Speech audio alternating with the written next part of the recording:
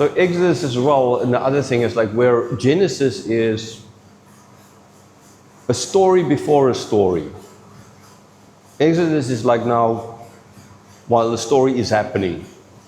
So I hope you understand what I'm trying to say. Right, so using, for example, the word Yahweh, I am, in Genesis is writing back into Genesis of knowledge they did not have during the time of Genesis. Because that name is only given to them, open to them in the book of Exodus. So in the desert, to understand the book of Exodus, what did Moses have to do first? He had to write down the history of everything up to then that time. So in other words, of the creation and their formation, right? Of their formation as a nation through Abram.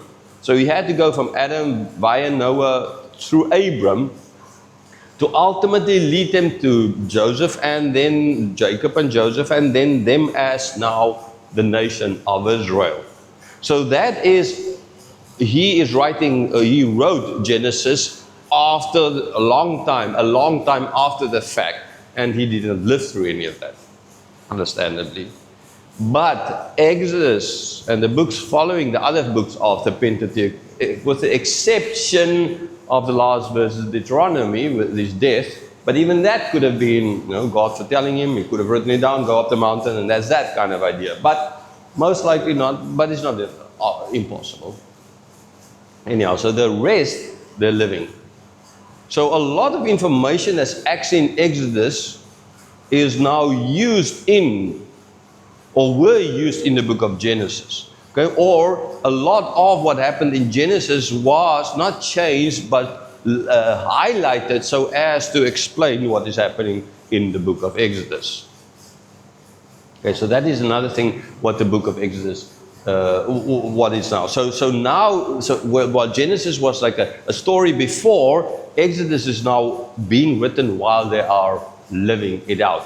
At least part of it, understandably. I mean, there were the certain parts that already happened, like they were already in the desert. So all the miracles and the plagues and everything that happened before they entered the desert, understandably, and he would only have been writing it down there. But that would be in his life experience, not before his birth.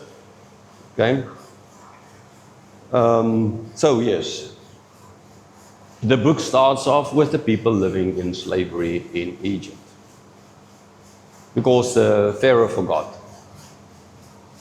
People suffering in Egypt.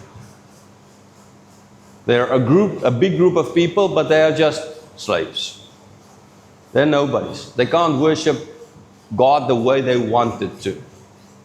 I mean, they sure could worship God. There's nowhere stated they could not worship God, but not in the promised land. Not that part could not be done because they're there. Okay, and then yes, from a political point of view, if you look at just a political point of view, here you have a group of people, a big group of people, living in a border zone. Right? Lots of countries have superpowers, that is, they love their border zones. So, I mean, in the past, these days still actually, like Russia, use this as a reason for Ukraine special. For special, whatever they call it, and special operations. And so we know to keep out, but that is a long time mentality of we keep these borders countries so that we have time to gather our troops, right? It's been in the Russian mentality for centuries. And because throughout the centuries, the Europeans will come through the lowlands of Poland and the other countries there, Ukraine, Belarus, and attack Russia, and they would lose millions of people in wars. Just look at the Second World War, Great Patriotic War. So in their, I mean, there's Napoleon before that, all of these things, okay? So in their mentality, they wanted to have this buffer zone, and again, we see how it's playing out today. Now, yes, sure, I understand that these days you can just throw an atomic bomb over the buffer zone and that's that. But still, lo and behold, people don't really want to push that button because we all understand that's the end. Okay, it's not as if anybody really wants to push a button and an atomic warhead to fall in Moscow, because they will retaliate, and that would be the destruction of this whole world. Nobody will survive. Okay, but I don't believe it will happen, because Jesus will come back and there will be people alive. But that doesn't mean something like that can't happen. Anyhow, so what I'm getting is like political wise, we have the same kind of scenario today, especially there, right? Is it justification? I'm not now speaking of the justification of this or not. But if you look at, if it's justified or not, but if you look at then the same kind of situation here, Egypt is a superpower, and there are other nations around who are starting to stand up. And I mean, the Babylonians, other economic power of the day, they're still there in the north east. And so, you know, there's always the danger, the attacks will come from that side. They were pretty safe in a certain sense from the south, because the desert, right? The people had to come up the Nile and stuff like that. They couldn't just go through the Nile. Now we know later on that people from Ethiopia and Sudan will actually conquer Egypt. But in general, they were kind of safe from that side. But then from the north, there were people, well, more often than not, could come and did come. We know of all these wars with the Babylonians, the Medo-Persians, the Greeks, the Romans, all of them throughout the centuries. So now you imagine this big group of people living, and they're enslaved. Again, if you look at a more modern kind of, like how Hitler tried to use Ukrainians to stand up against the Soviet Union, to try and use them to fight against the Soviet, or the Russians, that is, right? Because we are your liberators, actually.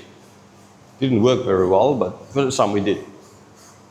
And so the people would have been afraid that the same might happen here. People from the north comes and they see the Jews there, and they can, like, now we are your liberators. So you join us and fight. And then there's a buffer zone gone, and they will have these people joining with those people. They were not warriors, but still a number of people. You just throw in cannon fodder there. It's going to stop some part of it, right? And if people think they've been liberated, they might go for that. So from that political point of view, okay, you can understand why the Egyptians, I'm giving you earthly political justification. It's not justification, moral justification. This is just political justification for why they enslaved. Ultimately, they did what they did. Morally, it's wrong, but this is what they decided. Lots of things being done by countries shouting out that they have the higher moral ground, when they are just basically bullying other people in trying to get their will done. Okay, I mean, all the trade wars going on at the moment. The big guy is standing up and the big guy, in this case, this is the USA, standing up against and bullying small countries. That's just that. That's how it happens, right? You need to be honest and call a spade for a spade. Okay, so these, you can forget about the moral high ground, and there's no one with the moral high ground in any no political system, okay, because they're enslaved to sin, right? They're enslaved to sin. That's just that. Okay. So there's political justification for it. We keep them, they are of buffer zone. We can have our life. We can make Egypt great again, kind of idea. Or we can keep it great, not make it great again, but keep it great. And so yeah, that is the explanation for why all of this could happen.